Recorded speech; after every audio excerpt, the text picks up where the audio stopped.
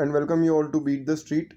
अगर आप चैनल पर पहली बार आए हैं तो पहले चैनल को सब्सक्राइब कर लें, क्योंकि फ्यूचर रिटेल की जो भी अपडेट्स होती है वो आपको इस चैनल के अलावा सबसे पहले कहीं नहीं मिल सकती है। ये मैं आपको गारंटी देता हूँ, क्योंकि आप लगातार वीडियोस का हमारा एनालिसिस कर सकते हैं कि किस तरीके से हमने लेटेस्ट अपडेट आपको सबसे पहले दी है। और आज फिर से एक और नेगेटिव न्यूज़ यहाँ पर सामने आ रही है, वो है किशोर बियानी और फ्यूचर रिटेल से रिलेटेड। और अब क्या किया है किशोर बियानी और उनके कुछ परिवार के फैमिली मेम्बर्स और एम्प्लॉयज़ को रेस्ट्रिक्ट कर दिया है सेबी ने 1 साल के लिए, और बैन लगा दिया है। पूरा मामले की तह तक जाएंगे, समझाएंगे आपको कि पूरा मामला क्या है। अगर आप सबसे पहले तो चैनल पहली बार आए हैं तो उसके सब्सक्राइब करना बनता है और बेल आइकन दबाएं, ताकि आपको इस तरह की अपडेट्स मिल सके। हमारे Q3 रिजल्ट्स की अगर हम बात करें तो करीबन 35 कंपनीज़ के हमने ऑलरेडी पब्लिश कर चुके हैं, तो आप उनको विजिट कर सकते हैं। लगभग सारी बड़ी कंपनीज़ को हमने कवर किया है। और अगर आपको लगता है कि हमें और कोई कंपनी पे एनालिसिस करना चाहिए तो आप कमेंट में रिकमेंड कर सकते हैं।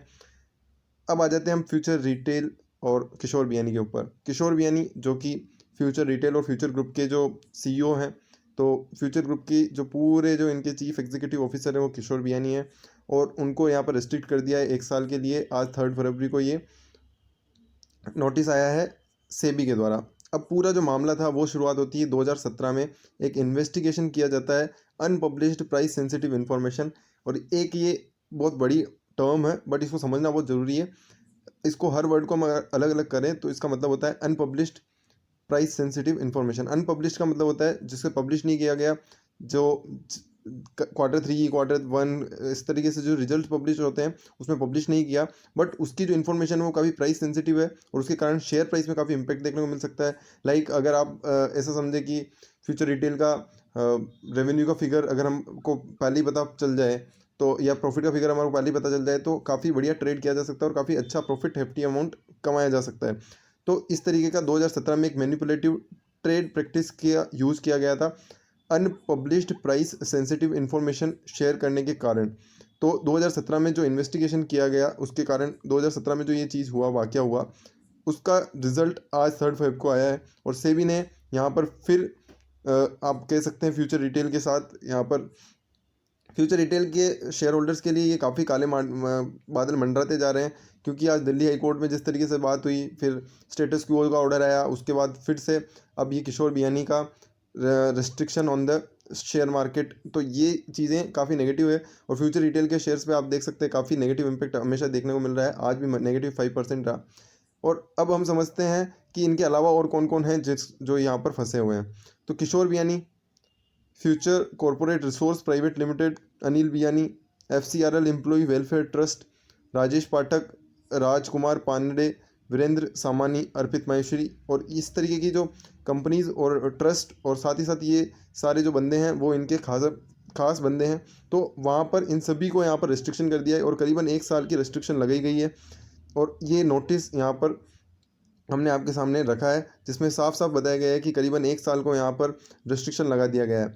तो अब इससे शेयर प्राइस पर इम्पैक्ट देखने को मिलता है, क्योंकि अगर प्रमोटर, जो कि कंपनी का प्रमोटर है, फ्यूचर ग्रुप के प्रमोटर है, अगर वही इस तरीके की चीज़ें करते हुए पाएंगे तो सेबी के पास यहाँ पर पावर होती है कि वो कंपनी के किसी भी कंपनी के प्रमोटर पे यहाँ पर इस तरीके से बैन लगा सकती है। और कोई भी बंदा ऐसा कर रहा हो तो वो 1 साल का बैन सिक्योरिटीज़ मार्केट्स पे लगा सकती है। तो यहाँ पर उन्होंने अपना पावर यूज़ किया और 2017 में जो केस किया गया था उसका यहाँ पर आप देख सकते हैं हर्जाना यहाँ पर किशोर बियानी को भुगतना पड़ेगा।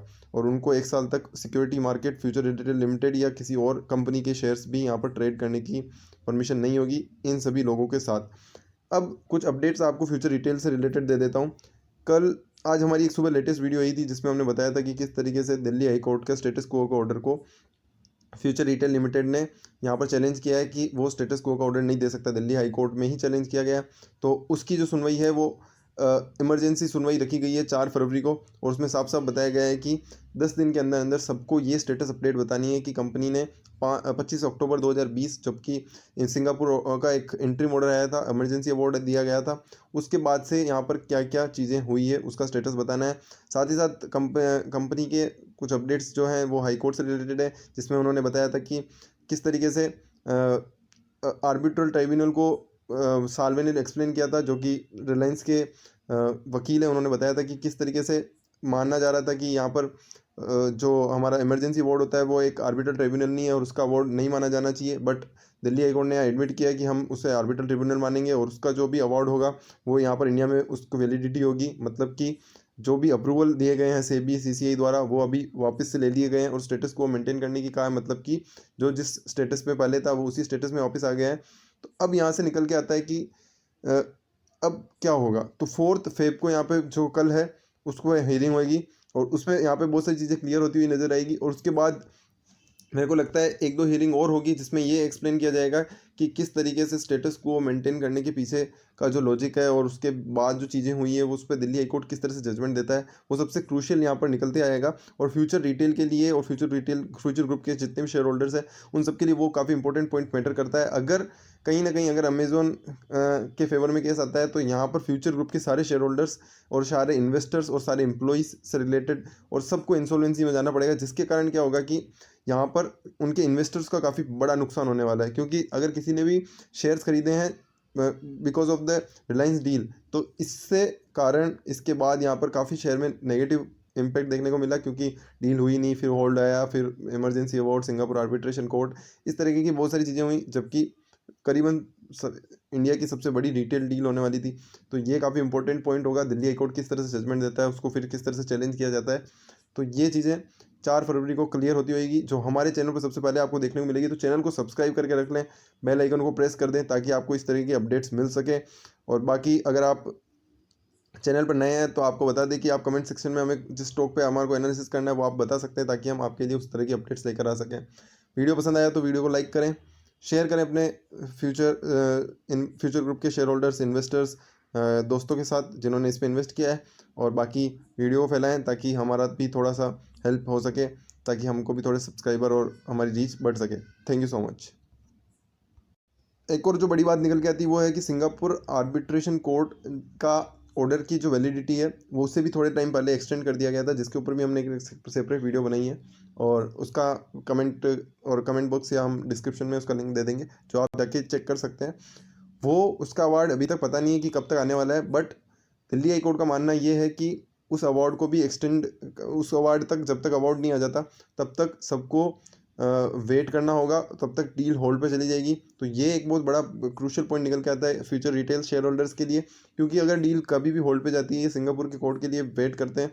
तो यहाँ पर अगर इंसॉल्वेंसी अगर इंडिया में होती है तो कहीं ना कहीं कंपनी को इंसॉल्वेंसी के लिए भी फाइल करना पड़ सकता है, जो सभी के लिए नेगेटिव होगा, क्योंकि बैंकों को उनका पैसा नहीं मिलेगा, फिर रिलायंस की डील नहीं होगी, एम्प्लॉयज़ को पैसा चुका नहीं पाएंगे और उसके साथ साथ यहाँ तक कि अमेजोन को भी इसके कारण कुछ नहीं मिलेगा। तो ये एक सबसे बड़ा पॉइंट निकल के आता है कि अगर फेवर में नहीं आती है अगर फ्यूचर ग्रुप के, तो यहाँ पर सभी को नुकसान होगा। वहीं अगर रिलायंस के साथ अगर हम डील करते हैं तो कहीं ना कहीं सबके फेवर में होगा, वहाँ पर अमेजोन को भी कुछ ना कुछ मिलेगा इन रिटर्न, और साथ ही साथ और दूसरे शेयर होल्डर्स को मिलेगा।